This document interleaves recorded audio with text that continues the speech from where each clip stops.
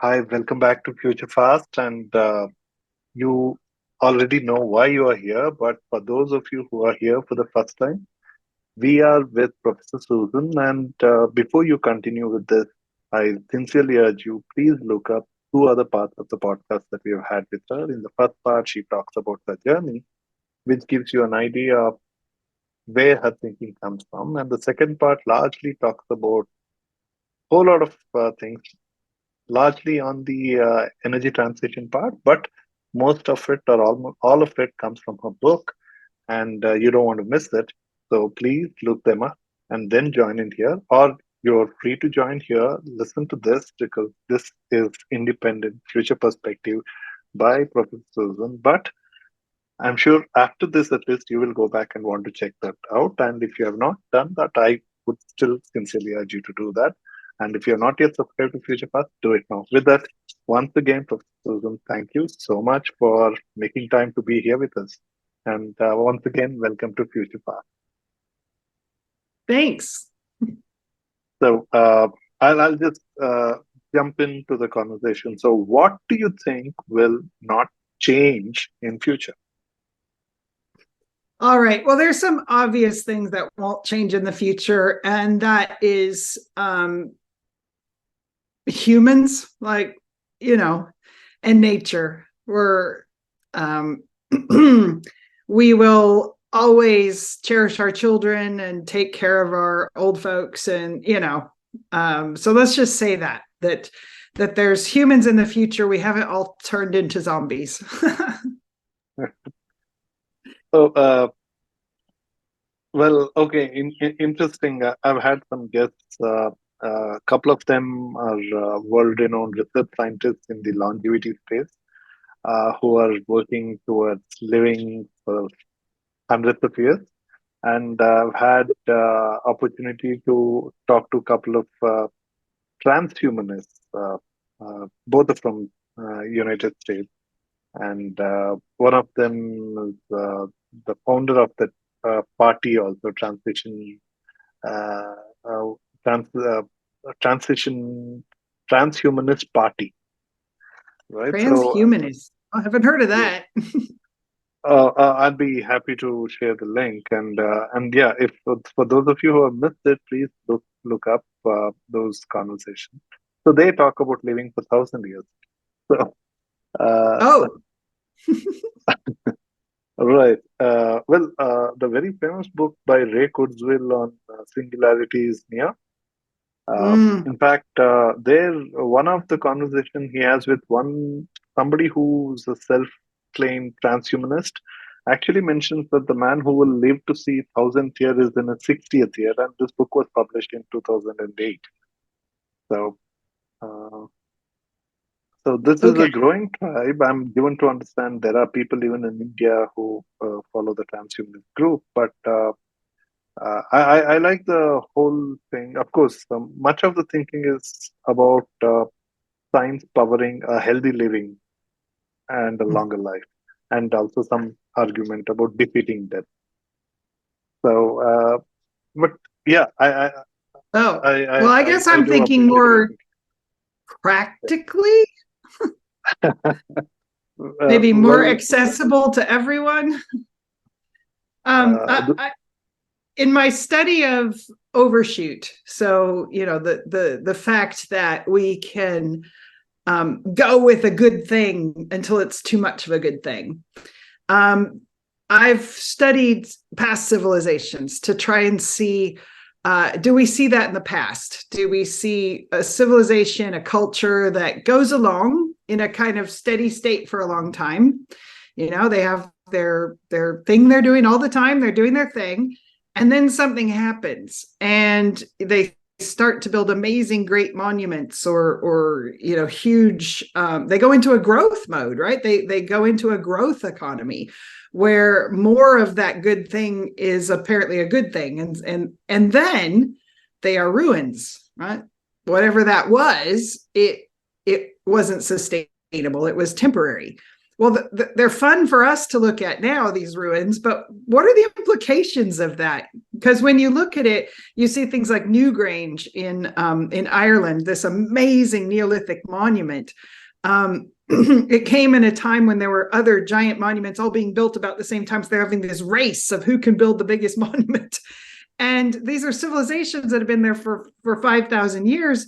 And then they had about 50 years after they built these giant monuments and they were gone. That whatever that was that they were doing, not the people were still there farming, weaving, making pots, doing the things they'd done. But whatever that was, they weren't doing it anymore. And you see that all over the place.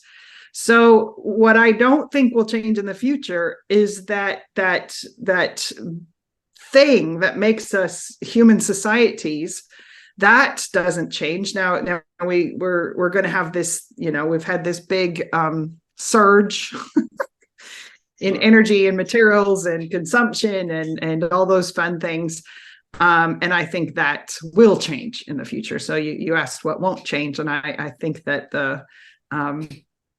the way that the human species works won't fundamentally change, even though the context in which we're doing it can change a lot. Yep. So how do you think the future of energy production and consumption will shape up? All right. Well, I just talked about collapse of societies that run themselves up into an overshoot. And so what we know when we look forward, say 100 years or so, is that that system has changed. It can't keep going the way it's going. So we have a divergent path. We have one path that just keeps fighting to keep going with that project of overshoot until it collapses or whatever it's going to do. And then we have another where there's a transition of that system to something that is survivable and thrivable. And so the energy production and consumption system of the future that is along that trajectory of re-engineering ourselves, reorganizing ourselves, it has all the technology that we now know of, none of the miracle technology that we're that we're using to keep our boom going. At least the discussion of those. We just keep doing what we are doing while we're discussing that we'll have some miracle in front of us that'll sort it all out. And what the new secret sauce is for that energy consumption and production in the future is that we've sorted out the word need. And the systems that produce and consume energy really are about need. And they've got built into the economics of that, the satisfying of the basic essential needs for everyone. And then anything surplus to that, there's a different market for. But that market isn't allowed to run away. It's got checks and balances on it that keeps it in a survivable range. And that system technologically doesn't look that much different from ours, but survivably it looks vastly different. It's not allowed to run away. And so that's what I think the future looks like. It's not so much that the technologies are radically different. It's that our economic behavior, that means our how we balance choices. How we relate to it will change significantly then. Yeah. Okay, interesting. Yeah. So, and what are the biggest changes? Okay, that obviously is one of the biggest changes of the future, right? So, where people themselves change the way they relate and see the need versus want, versus their wants and necessities. But apart from that, do you foresee any other thing that are going to change significantly in the future? Well, okay, if you're talking about technologies, then I think the technologies I see in the future are the ones we are working on right now in our transition engineering labs. And those are feedback control loops. if you are familiar with how we make systems work stably so that they don't, go into overshoot per se, if they don't hit natural frequencies and destroy themselves. What's really important is that we know why what is it that the system is meant to do? What is the correct function? And then we have understanding of what the safe control range is. And then we have feedbacks of different kinds to different parts of the control system to moderate behaviors, to dampen out overshoot, runaway signals, to dampen out forward gains that just keep trying to turn something up higher and higher and higher and higher. No, back that back down, right? So if we think about our whole energy system, like with us in it as a feedback control system, that system in the future will have these feedback control elements that we don't currently have. There will be innovations in that space.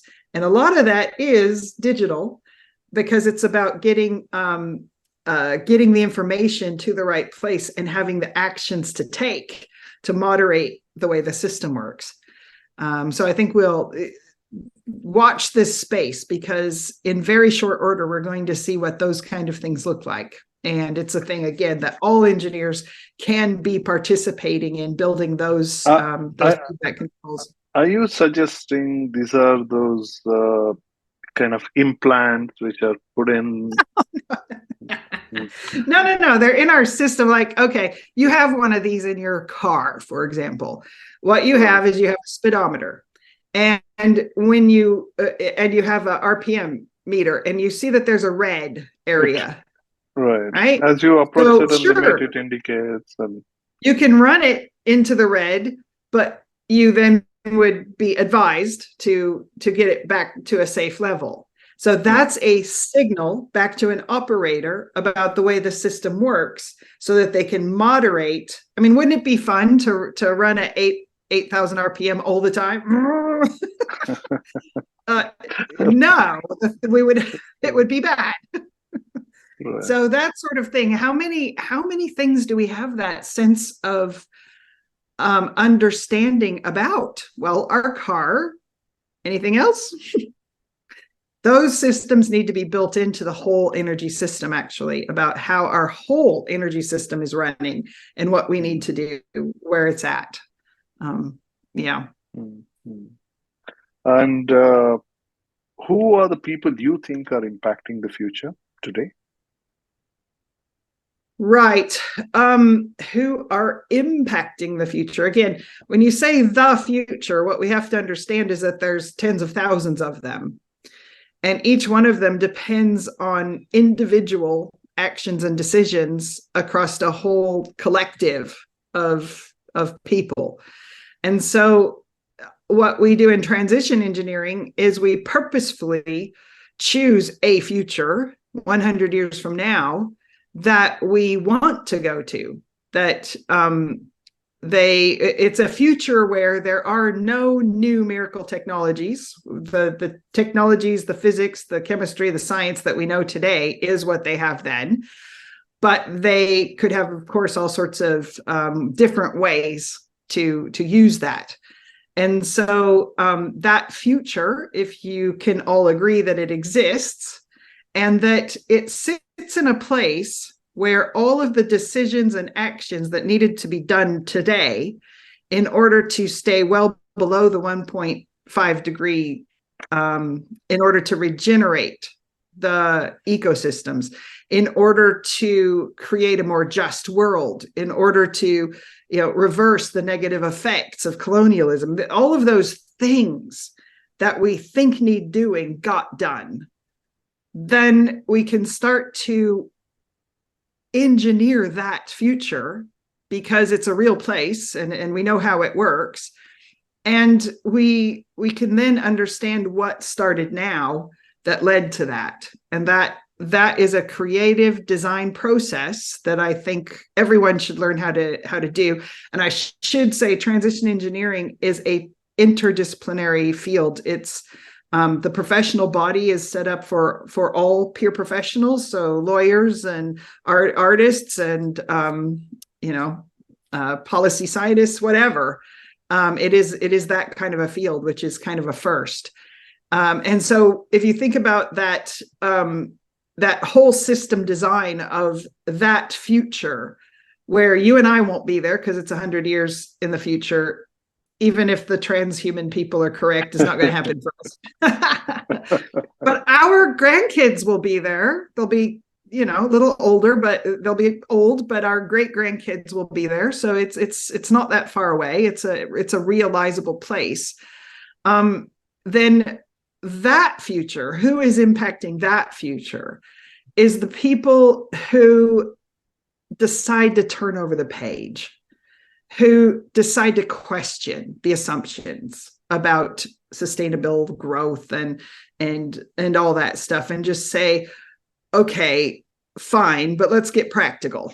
Let's get real. Let's just do what needs doing. Let's grow up. Let's act like grown-ups, right? Let's just get on with innovation in this other direction. And that's those people are the only people who make that future a reality. There are lots of other futures, right? There's the Mad Max version, there's the Elysium version, all of these lovely places that dreamers tell us about. But there's a practical future as well. And of course, there's the not great future. What would you I don't accept. So what would you advise to entrepreneurs and policymakers and even enterprises today as to how to prepare for that future? Apart from, I guess, one thing you would probably say, if I can guess, is that come and do this program. And after that, read the book.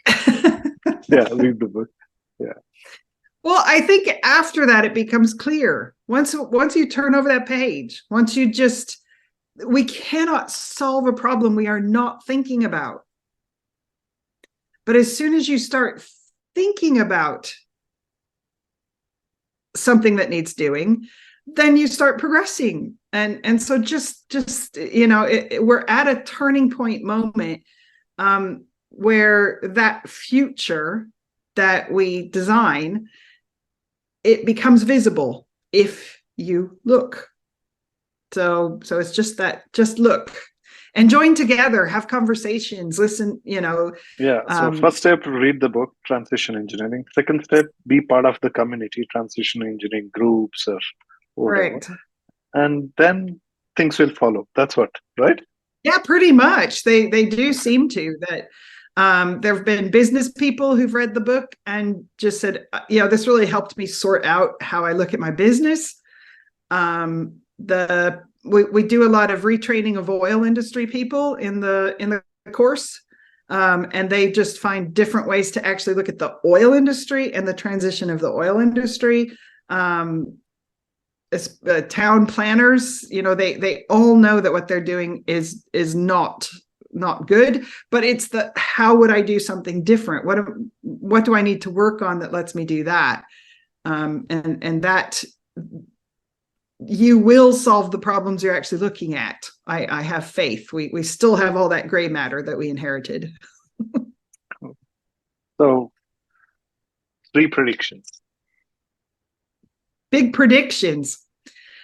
Okay, again, futuring is where you try to look at the momentum that we have and the direction of travel and see where it goes. And I have done what I could to work in futuring and see what it has to offer. And that's where we get the crash tests, that the futures which we have now created without a big change are you can go look at them if you want, but what you need to know is that they don't meet our requirements. So let's talk about the future that we agree is a place where humans can survive in a thriving world. Therefore, we have the possibilities of a good life. It is possible. There might be people who are depressed and have problems, but overall, it's possible for our great-grandchildren to be there in a good way. And so given that, the prediction then, again, I'm going to anchor myself in this future that we choose.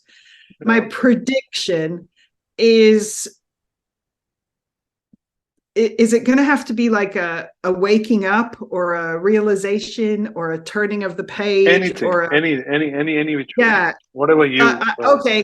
So my favorite prediction is that I somehow, and maybe not even me, maybe one of my students figures out how to enunciate this flip of perspective, this change of viewpoint. Maybe we get a TED talk or something, and this little sticky idea goes viral, and people at local councils in every country start saying, you know, that thing, we want you to do that thing when we're looking at our sewer system, and when we're looking at what should we invest in for roads or whatnot. We don't want to just say invest in roads. We want to say, we want to figure out what we should invest in, right? So this just little one sticky idea, this antidote to the viral growth of our, this idea of economic growth and the way it just, that we get some antidote to that. And that's my favorite prediction, I guess. I don't know how it happens, which is why I keep talking to people like you on podcasts. Maybe somebody will know. Call me. Sure. Hopefully we'll have that coming through. So any other thing you want to say before we conclude this? Don't give up hope, right? Don't get dark. Don't go to a dark place.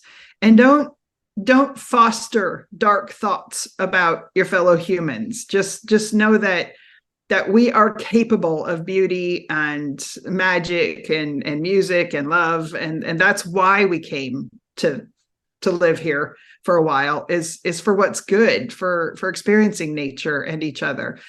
Our responsibility then to ourselves and to nature is to grow up. Maybe that we've had this infantile phase where we ran away from ourselves and got caught up in the excitement, and definitely talked ourselves into a lot of stuff with a lot of economic speak in that, and that we can wake up from that. We can mature, we can evolve, and focus on that. When something's bothering you, when there's another post on LinkedIn about how bad the ocean is or something, we'll focus on what we're actually going to do in your place, in your time, about something that needs changing. Once we get good at changing what needs changing, preventing what's preventable, being honest about what can work and what doesn't work, working from a state of knowledge, from a philosophy of applying science, then we'll get better and better and better at it. So that's my final word. Just wonderful. So you heard her, and look at the links right below this podcast. Follow her and look up those activities that are happening, and also read the book. And please share it with everybody you think who wants to think like that, or who you think should be thinking like this, and share it with them. And if you're not yet followed or subscribed to Future Path, do it now. And thank you so much. And once again, sure. Wonderful having you here, and thank you for being part of Future Path. Right. And I look forward to a lot of associate members of Global Association for Transition Engineering from India. Hopefully, sure. All right.